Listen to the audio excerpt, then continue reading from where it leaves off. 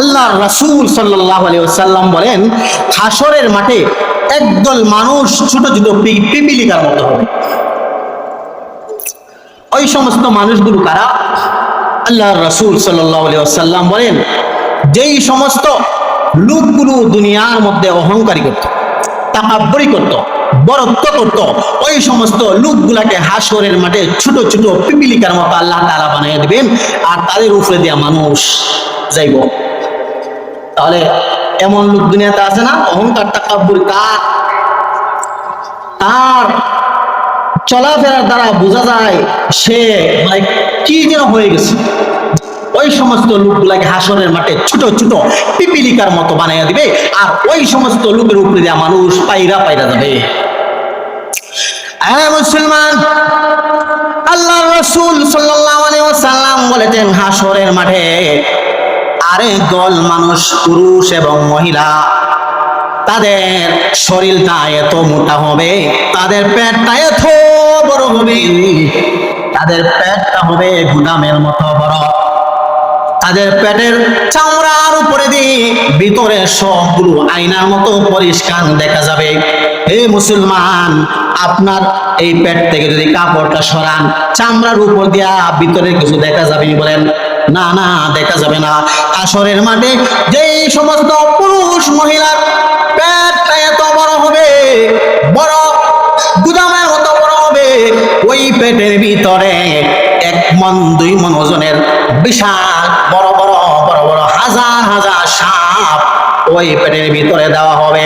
ওই সাপগুলো তার পেটের ভিতরে কামড়াবে, কামড়ানোর সাথে সাথে বিষের যন্ত্রণায় সে নাচতে শুরু করে দিবে আর বলবে, আল্লাহ আমাকে বাঁচাও, আমাকে বাঁচাও, আমাকে বাঁচাও, আমাকে বাঁচাও। আমার আপনার নবী জিবরিল আলাইহিস সালাতু ওয়াস সালামকে জিজ্ঞেস করলেন, জিবরাইল, আমি নবী তো সহ্য করতে পারছি না, এই সমস্ত লোকগুলার পেট এত বড়, এত বড় বড় 1 মণ 2 মণ ওজনের সাপ তাদেরকে কামড়তেছে, আর সে নাচতে শুরু করছে, চিল্লাচিল্লি করতেছে। এরা কারা? এরা অপরাধটা কি ছিল?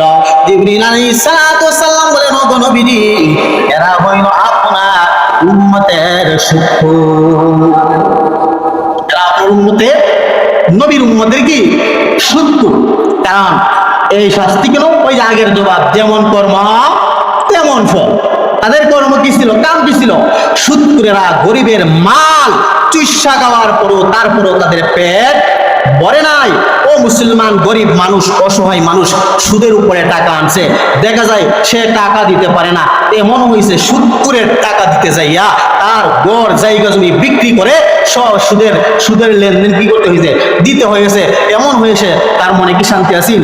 তার মনে কোনো শান্তি ছিল না। কি হয়েছে? সবগুলো সম্পদ বিক্রি করে সুদের টাকা দিয়ে পাগলের মতো হয়ে গেছে। দেখা গেছে বিবি বাচ্চারা তারা অন্য কোন জায়গায় গিয়ে কি করছে? পাগলের মতো ঘুরছে, অন্যখানে থাকছে।